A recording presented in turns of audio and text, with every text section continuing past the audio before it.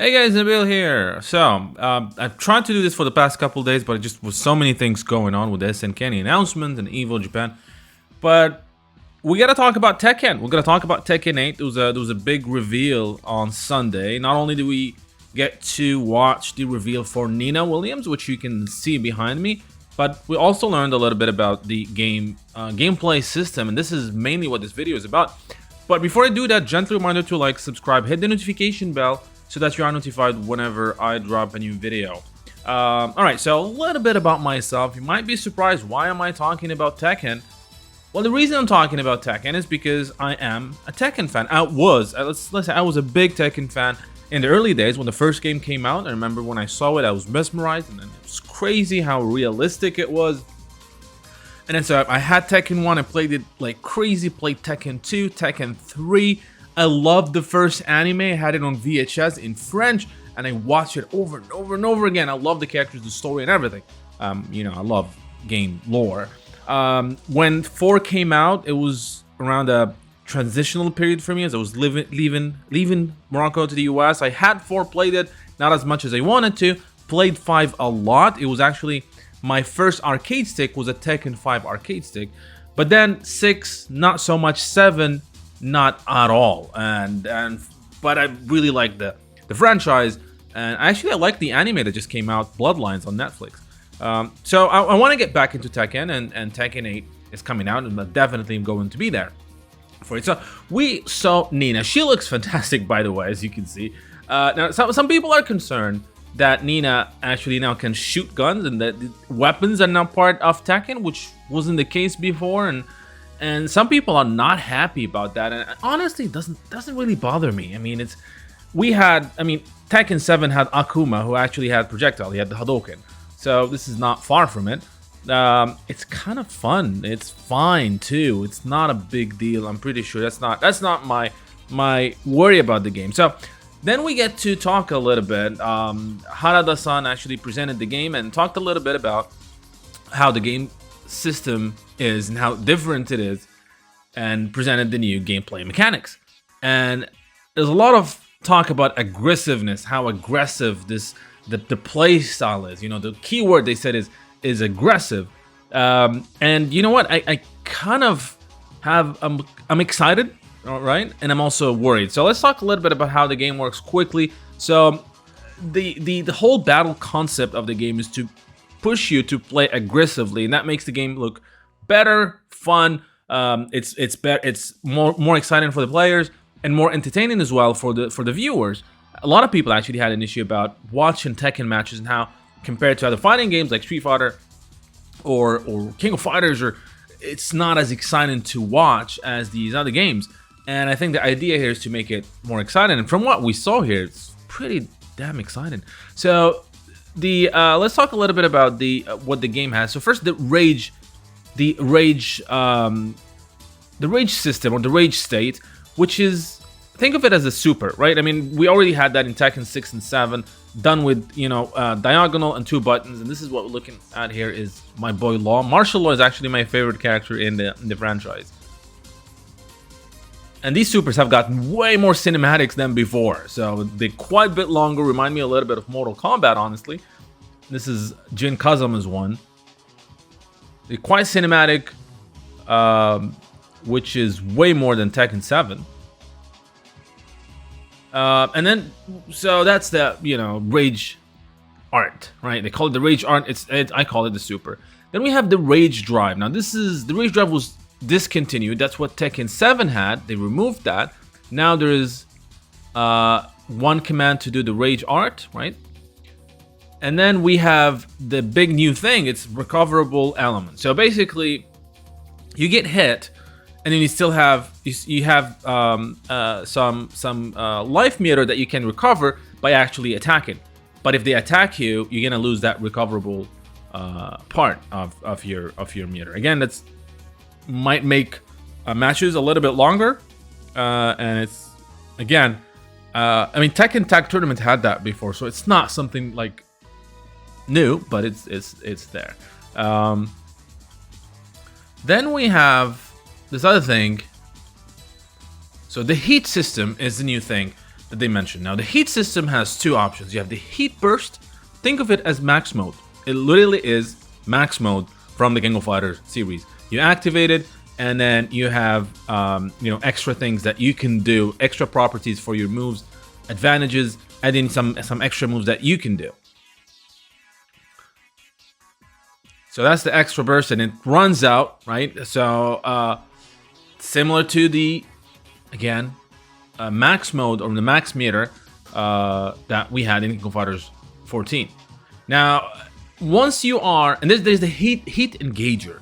The heat engager is, if you're a King of Fighters player, is quick max mode, kind of. So it basically is activated max mode, or the this heat system within a combo, and then actually allows you to follow your opponent and continue doing damage, similar to quick max mode. Again, which is quite interesting, how Tekken has now all these new mechanics. So there's a lot of things that you can do during the heat state. So you can take special action, even if blocked, you can do some chip damage, which you can do.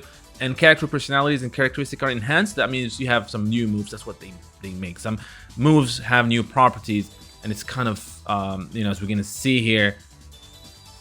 And then when you are in that, this is once you are in there, you have two options. You can do the heat smash or the heat dash. These are two moves that get added to it. You can do only one hit smash, I believe, and then you can do two hit dashes if you have the full meter. This is the hit dash, the heat dash, and then the heat smash. The heat smash is the one we saw before, which is an extra move that you can do. Heat smash and heat dash. If activated when a heat engager is guarded, you can get close and make an advantageous situation. So yeah, basically you dash into your opponent, and we get to see that how being in the heat state allows martial law to do some more damage with his nunchucks.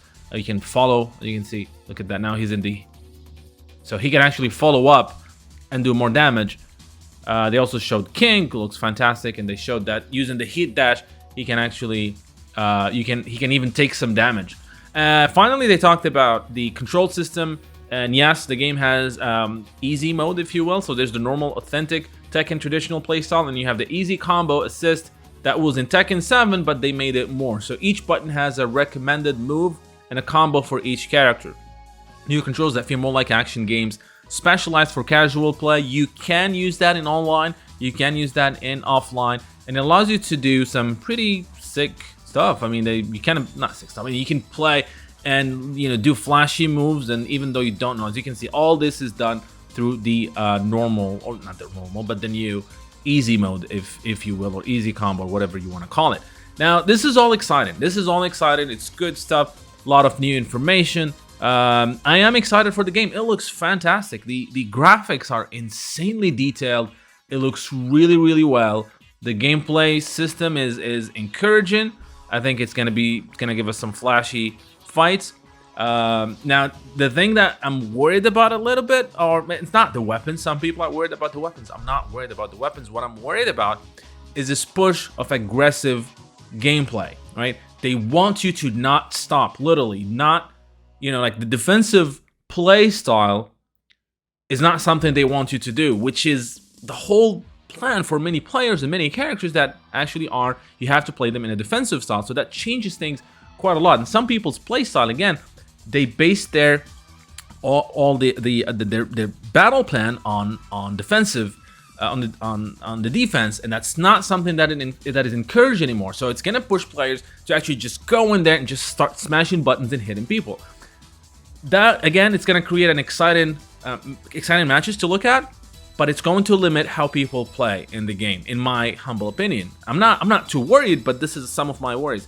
Also, this could be discouraging to newcomers. Remember King of Fighters 14 or KOF in general? A lot of newcomers, when they come in and they face someone online who just keeps going and attacking them like bam, bam, bam combo, and then they follow them. Like this was before 15, where you couldn't even counter with the grab. And then you wake up and there's a meaty in there waiting for you, going into a combo, and then you see that health meter just going down quickly, and that discourages people, especially newcomers. Discourages newcomers to the game, and this is what I'm afraid of, because it's gonna be too aggressive. Newcomers gonna have an issue. Yes, they're trying to counterbalance that with the new with the new easy mode, if you will, or the simplistic style, whatever they called it. But I'm not sure if that's enough. So this is my only thing that I'm actually worried about. That this push for aggressiveness is going to limit the gameplay style of many players, because you can't play defensively. At least that's what we got from this presentation that they did. And also, it might be a little bit too intimidating for newcomers who just want to try the game, and they want to go online, and then they're gonna like be attacked constantly. That might deter them a little bit. But other than that, I am super excited for the game. It's coming out this year. We don't have a release date yet, but I'm super excited for it. I really want to get into Tekken again and do some online matches and stuff. In fact, I'm even thinking about trying Tekken 7. I bought it, I have it. Maybe it's time to give it a shot, like one last time before it's gone and forgotten once Tekken 8 is released. So what do you guys think about all that? Are you excited for Tekken 8? What are you worried about from the presentation that we saw? Let me know all that and more in the comment section. Don't forget to like and subscribe. And until next time, thank you guys for watching. I hope you guys enjoyed this video from Neogeonow. Now don't forget to like and subscribe if you have not done so, and I would like to take this opportunity and thank my patrons for supporting the channel and making this content possible. Making daily videos, and especially the documentaries and lore episodes, takes a very long time and a lot of effort, and being able to get some support for these time-consuming tasks allow me to keep going and strive for more and better content. With that said, I want to give a big special shout out to Michael, Brian Tiard, Fahad Suwaidi, Jacques Paul, Berugadono, and Enrique Sandoval, as well as special thanks to Shaka Asamia, Refugio Robles, Felipe Guimara, Jihao Ju, Muhammad Al-Blushi, Anthony Longino, Burned Retinas, Lily Wong Esmeralda, Goran, and Dangerman 1973. Those of you who are not yet Neogeonow patrons, I hope you will check my Patreon page where you can become patrons, helping the channel produce more videos, as well as receive special perks that are exclusive to patrons, like early access to videos, exclusive making-offs, and other SNK digital goodies. Link for the Neogeo Patreon page is in the description below. So until next time, thank you for watching.